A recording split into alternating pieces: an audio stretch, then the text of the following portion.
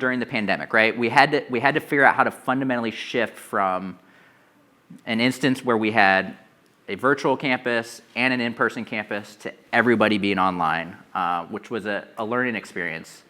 And so I guess the question that I keep getting asked, or what I was asked to kind of talk about when we come here, is where are we going now, right? We have a lot of folks who are kind of falling back into that old routine of what we were pre-pandemic.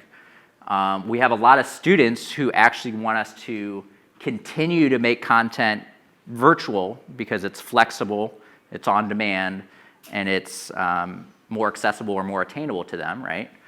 And so as a university or institution, what direction are we going, right? Does everything just flip back to the way it was? And so my work now that we're coming out of the pandemic is we are really thinking of our work in this hybrid university way. So no longer is it our virtual students, our online students, and our on-campus students that never interact and see each other, but bringing those two worlds together so it's an interchangeable experience. And so our in-person traditional students, when they take their online classes, it feels very similar. It looks similar, it feels similar, it's laid out similar, and so how do we do this cultural shift? And so that's what we're excited about. So a lot of that comes with consultation, it comes with advocacy, it comes with meeting with directors and deans and instructors, because their natural tendency is I want to go back to just standing in front of my students and spewing information. So currently my work is a lot of advocacy work, it's a lot of coaching and supporting to keep instructors keep doing what you've been doing. Don't go back to what was. And creating a lot of resources. And the three things that are most important as I'm working with instructors, they're not too worried about security, but security is probably the top concern for the university.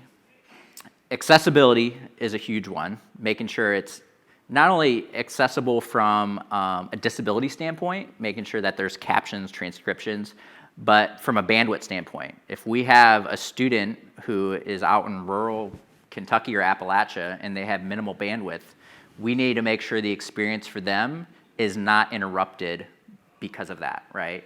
How do we make sure that immersive content is available to somebody who may not have a device that is traditionally used for immersive design, right? And so kind of always thinking about those things. So the three things: secure, accessible, and easy to use.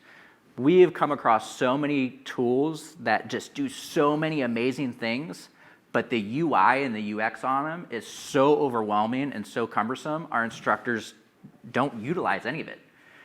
We don't need to give them a Ferrari when they need a minivan, right?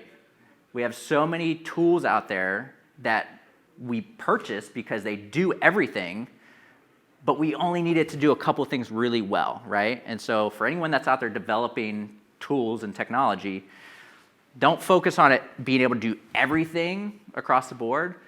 Figure out what are the most important things and have it do it really well and really easily. That UI, UX is going to be one of the most important things if you're developing for our instructors.